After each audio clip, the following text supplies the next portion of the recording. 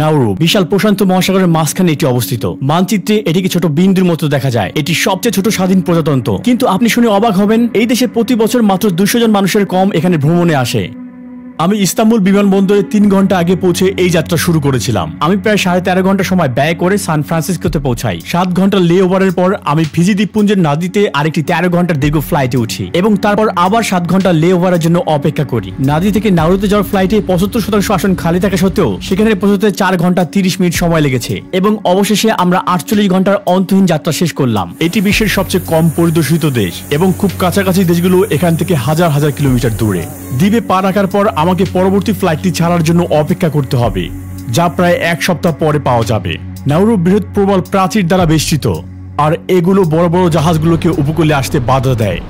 একসময় এই বিচ্ছিন্ন দ্বীপে স্থানীয় অধিবাসীদের এত বেশি সম্পদ ছিল যে তারা এই সম্পদ দিয়ে কি করবে তা নিজেরাও জানতো না। 1975 সালে ফসফেট আবিষ্কারের পর তারা ধনী পথে যাত্রা শুরু করে এবং তারা সর্বোচ্চ জিডিপি আয়ের দেশে পরিণত হয়। যাই হোক, বর্তমানে এই ধ্বংসপ্রাপ্ত জমিতে কোনো ফল বা সবজির চাষ হয় না। প্রক্রিয়াজাত খাবারই এখানের একমাত্র উপায়। বিশ্বের ওবেসিটি ফেডারেশনের মতে নাউরুতে ওবেসিটি হার সবচেয়ে বেশি। এই দেশের 60% মানুষের অতিরিক্ত ওজন রয়েছে। এছাড়াও বিশ্বের স্বাস্থ্য সংস্থার তথ্য মতে নাউরুতে সিগারেট সেবনের হারও বিশ্বের সর্বোচ্চ পরিমাণে।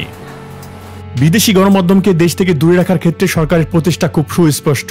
অসংখ্য নথি উপস্থাপন করে 1 মাসের দীর্ঘ প্রক্রিয়া শেষে আমি খুব কষ্ট করে এই ট্যুরিস্ট ভিসা পেয়েছিলাম। এখানে সাধারণ ফি $50 অস্ট্রেলিয়ান বা 3,500 টাকা হলেও গণমাধ্যম প্রতিনিধিকে $8,000 বা 5,59,000 টাকা দাবি করা হয়। এর মূল কারণ তাদেরকে নিরুৎসাহিত করা। এখানে প্রবেশের পরেই পুলিশ আমার কাছ থেকে ড্রোনটি তুলে নেয়। আপনি দ্বীপের আকাশ থেকে তোলা ছবিতে কিছু অদ্ভুত জিনিস লক্ষ্য করতে পারেন। তারা আকাশ থেকে নাউরুকে ভিডিও করতে নিরুৎসাহিত করে থাকেন। এখানে ফিল্ম করা সহজ হবে না। নাউরুকে যে কারণে গোপন করার চেষ্টা করা হয়েছে সেই সত্য উদ্ঘাটন করা সহজ হবে না। আমি এখন ইয়ারেন অঞ্চলে রয়েছি। রানওয়ে এলাকা এবং ড্রাইভওয়ে এলাকা পাশাপাশি অবস্থিত হয়। এখানে প্রায় বিমানের জন্য গাড়িগুলোকে আটকে দেওয়া হয়। বিমান অবতরণ এবং উড্ডয়নের সময় পথচারীদেরকে সতর্ক করা হয়। এর কারণ এই দেশটি এতটাই ছোট যে স্ট্রিপ আকারের বিমানবন্দরটি দ্বীপের সমগ্র দক্ষিণ এবং পশ্চিম উপকূল জুড়ে বিস্তৃত রয়েছে।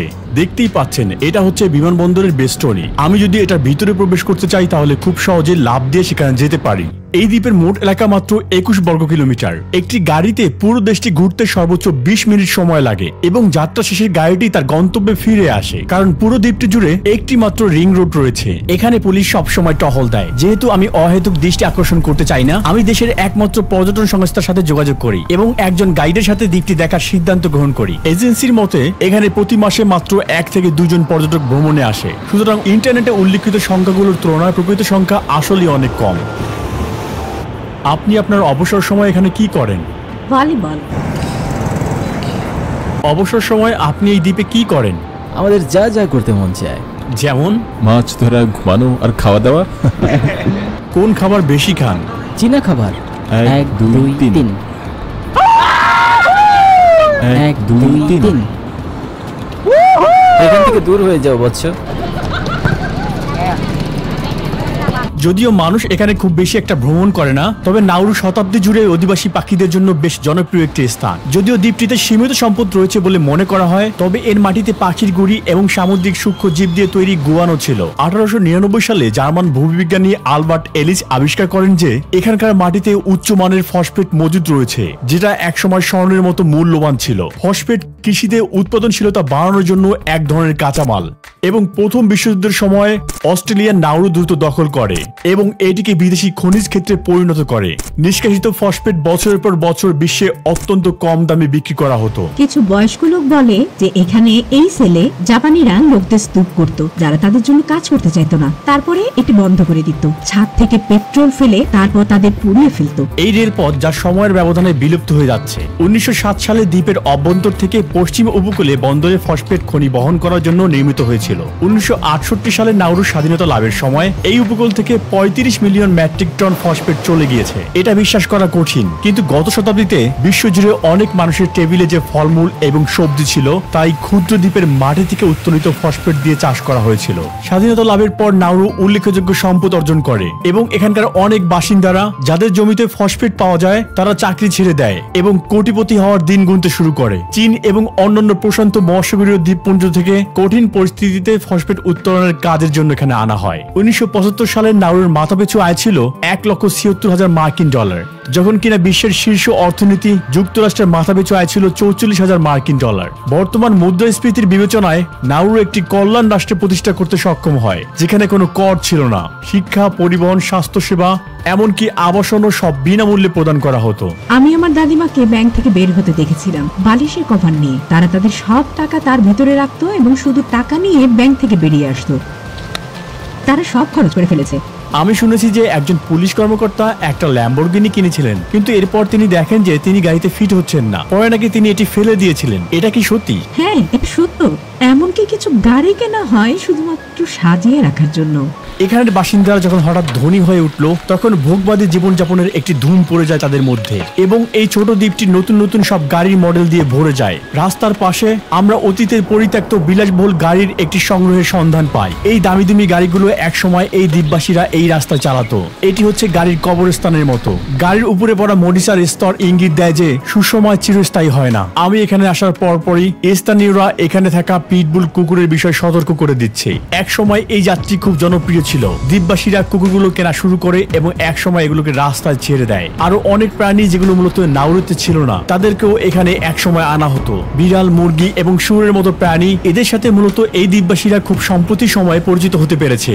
খনিতে কাজ করা লোকেরা যখন এই গাছগুলোকে কেটে ফেলে এবং উর্বর মাটি খনন করে, তখন সকল জীবন্ত প্রাণী ক্ষতিগ্রস্ত হয় এবং এখানকার বাসিন্দারা ভয়াবহ সমস্যার সম্মুখীন হচ্ছে।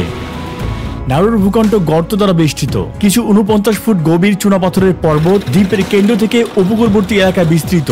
উচ্চমাত্রার অম্লতাযুক্ত এই জমিতে কোনো কৃষিজাত পণ্য চাষ করা যায় না। এখানকার বাসিন্দারা নিজেদের জীবন ধারণ চালিয়ে যেতে অস্ট্রেলিয়া থেকে আমদানি করা প্রকৃতিজাত খাবারের উপর সবসময় নির্ভর করে থাকে। নাউরু জনগণের গড় আয়ু 64 বছর। নিম্নমানের খাবারের কারণে বছরের পর বছর এই দেশটি ওবেসিটিতে শিরোপা ধরে রাখছে। এই দেশটি যখন 150 বছর আগে পশ্চিমাদের দ্বারা আবিষ্কৃত হয়নি, তখন তারা স্বনির্ভর ছিল, কিন্তু এখন সব আমদানি করতে হয়। এখানে 97% পুরুষ এবং 94% নারীর শরীরের ওজন অতিরিক্ত। এখানে স্থূলতার সমস্যা মহামারীতে পরিণত হয়েছে। এটি সর্বত্রই, রাস্তায়, রেস্টুরেন্টে, বাজারে, সর্বত্র আমি মানুষকে অতিরিক্ত ওজনের সাথে লড়াই করতে দেখেছি। এছাড়াও এখানকার 45% মানুষ ডায়াবেটিসে ভুগছে। অঙ্গচ্ছেদ খুব সাধারণ একটি ব্যাপার। পুরো দেশে সচেতনতার ব্যানার রয়েছে। আপনারা দেখতে পাচ্ছেন দোকানের তাকগুলো ফাঁকা। এখানে প্রতি 6 সপ্তাহ অন্তর পণ্য আমদানি করা হয়। এই দ্বীপে ভাজা ফল এবং সবজি পাওয়া বিলাসবহুল ব্যাপার। একটি ফুলকপির দাম 1257 টাকা এবং একটি তরমুজের দাম 4261 টাকা। অনেক বাসিন্দা মাংস জাতীয় পণ্য খেতে পছন্দ করেন, যা পশ্চিমা দেশগুলো তাদের নিজেদের কাছে বিক্রি করতে পারে না এবং পরবর্তীতে নাউরিয়ানদের কাছে টার্কি টেল হিসেবে বাজারজাত করে। এই অংশটি, যা 75% চর্বি দ্বারা গঠিত, এটি মোটেও পুষ্টিকর নয়।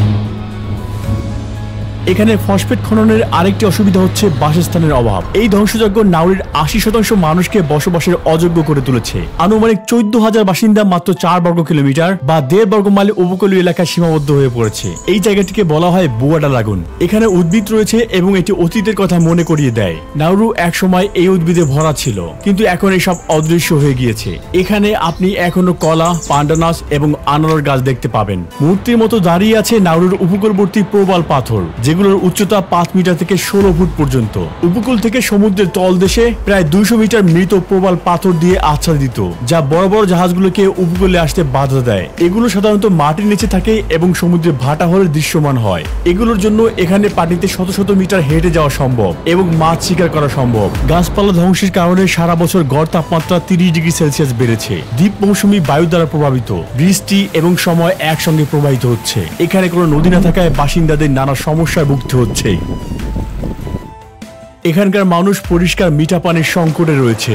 দেশটি এই ডিস্যালিনেশন প্ল্যান্টগুলো ব্যবহার করে সমুদ্রের পানি থেকে প্রায় দৈনিক গড়ে 2 মিলিয়ন লিটার পানি উৎপাদন করে থাকে। এখানে মোকোয়া ওয়েল নামে একটি ভূগর্ভস্থ হ্রদ রয়েছে। স্থানীয় বাসিন্দাদের সাহায্য ছাড়া এই গুহার প্রবেশপথ খুঁজে পাওয়া একটি চ্যালেঞ্জিং ব্যাপার, কারণ এই প্রবেশপথটি বেশ সরু। যুদ্ধের সময় নাউরিয়ানরা এই স্থানটি আশ্রয়স্থল এবং পানীয় জল সংগ্রহের জন্য ব্যবহার করত। এটি এখন ক্যান এবং কাঁচের টুকরা দিয়ে ভর্তি। এই পানি আর ব্যবহার করার জন্য উপযোগী নয়। খ্রিস্টান ধর্মের আগে এখানে কোন ধর্ম ছিল? আমরা পূর্ব শুরু করেছি। এটা এখানকার ঈশ্বর। উপরে একটা অল্টার আছে। যদি তারা এখানে খাবার দেয়, তবে ঈশ্বর জীবন ফিরে পাবে এবং তারা যা চাইবে। এখনো কি কেউ বুড়োকে বিশ্বাস করে? তাই পূরণ হবে। কিছু মানুষ বিশ্বাস করে যে আপনি যদি এই পানিতে ডুব দেন, তবে আপনার ত্বকের বা যে কোনো রোগের উপশম সম্ভব। নাউরুর কোনো অফিসিয়াল রাজধানী নেই, তবে ইয়ারেন জেলায় সকল ইনস্টিটিউশন যেমন পার্লামেন্ট হাউস, দূতাবাস, দেশের একমাত্র পুলিশ স্টেশন, ফায়ার ডিপার্টমেন্ট এবং বিমানবন্দর অবস্থিত। এখানে থাকা মোট 11টি স্কুলের মধ্যে 3টি হাই স্কুল এবং একটি স্টেট বিশ্ববিদ্যালয়। এই দ্বীপে প্রায় সবাই ইংরেজিতে কথা বলতে পারে, তবে স্থানীয়রা প্রথম ভাষা হিসেবে নাউরিয়ান ভাষা বেছে নিয়েছে। উদাহরণস্বরূপ, দেশটির নাম নাউরু, এই শব্দের অর্থ আমি সমুদ্রে যাই। আপনারা কিভাবে হ্যালো বলেন? আর আপনি কেমন আছেন? আমি এখানকার পার্লামেন্ট অর্থাৎ সংসদ ভবনে এসেছি। প্রত্যাশিত আনুষ্ঠানিক পরিবেশের বিপরীতে এটি দ্বীপের স্বচ্ছন্দ পরিবেশকে প্রতিফলিত করে। কোনো নিরাপত্তা নেই এবং আমাকে ফোন দিয়ে ছবি এবং ভিডিও তুলতে অনুমতি দেওয়া হয়েছে। মাত্র 19 আসনের এই সংসদটি বিশ্বের অন্যতম ছোট সংসদ। এখানকার লোকেরা যদি আমার ভিডিওর উদ্দেশ্য সম্পর্কে জানতো তাহলে হয়তো তারা আমাকে এখানে প্রবেশ করতে দিত না। 1970-এর দশকে নাউরু সরকার বুঝতে পেরেছিল যে তাদের ফসফেট মজুদ শেষ হয়ে যাচ্ছে। এরপরে তারা বিদেশি সম্পত্তিতে বিনিয়োগ শুরু করে, যার মধ্যে রয়েছে মেলবোর্নের নাউরু হাউস, হাওয়াইয়ের নাউরু টাওয়ার, গুয়ামের প্যাসিফিক স্টার হোটেল, ওয়াশিংটনের Pacific House, visit the Grand Pacific Hotel এবং এরকম অনেক কিছু। যাই হোক, দুর্নীতি এবং অব্যবস্থাপনা 1990 দশকে সরকারকে প্রতি বছর কোটি কোটি ডলারের ঘাটতিতে ফেলে এবং ফসফেট থেকে উদ্বুদ্ধ সম্পদ খুব শীঘ্রই শেষ হতে শুরু করে। রাষ্ট্রের কল্যাণ ধরে রাখার জন্য দেশটির সরকার ড্রাগ কার্টেল, রাশিয়ার মাফিয়া এবং আল কায়দার মতো সংগঠনের সাথে অর্থ পাচারের কেলেঙ্কারিতে জড়িয়ে পড়ে।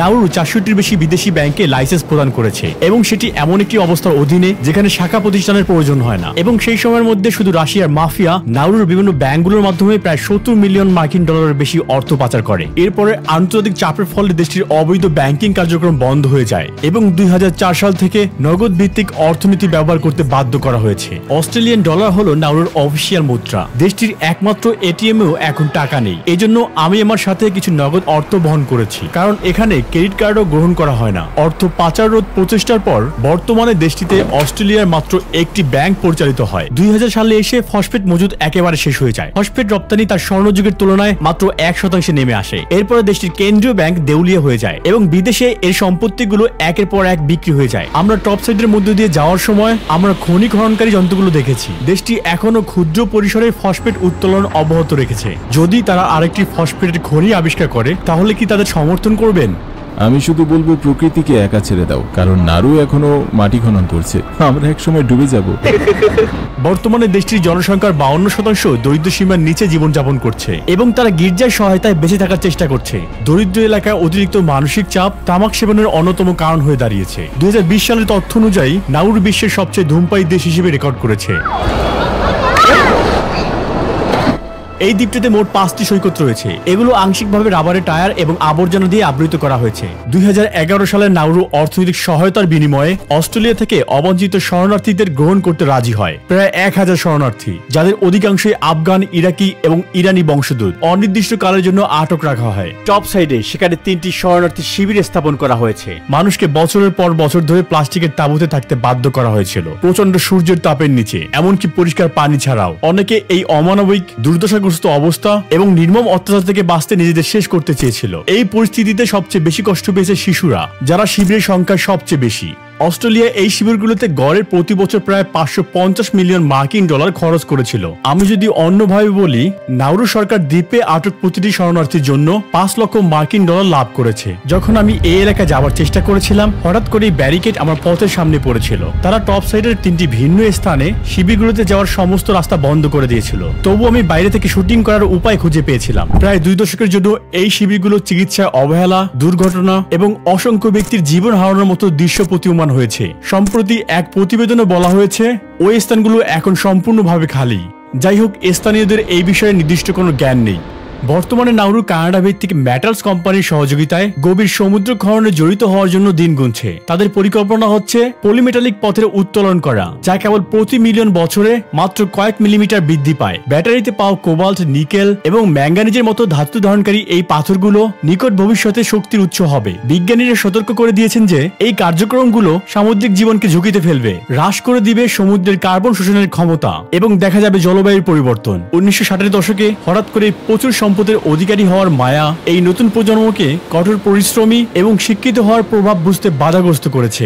সরকার কোনো ভবিষ্যৎ পরিকল্পনা করেনি এবং শেষ করে দিয়েছে দেশটিতে থাকা সমস্ত সম্পদ। প্রয়োজনীয় অনুপ্রেরণা, দক্ষতা এবং জ্ঞান ছাড়া কখনোই এই ক্ষতি থেকে মুক্তি পাওয়া সম্ভব নয়। এই ছোট দিকটি থেকে মানুষের জানা উচিত বিশ্বে কি ঘটতে চলেছে এবং এটিকে শিক্ষা হিসেবে নিয়ে আমাদেরকে এর প্রতিবাদ করা উচিত। মনে রাখবেন, কর্মের ফল আপনি একদিন পাবেন। এই ভিডিওটি দেখার জন্য আপনাদের সবাইকে ধন্যবাদ। আশা করি ভিডিওটি ভ্রমণ পিপাসুদের কাছে ভালো লাগবে। বন্ধুরা, আমাদের ইউটিউব চ্যানেলটি সাবস্ক্রাইব করতে ভুলবেন না। দেখা হবে নতুন ভিডিওতে। সাথে ছিলাম রুহি চ্যানেল।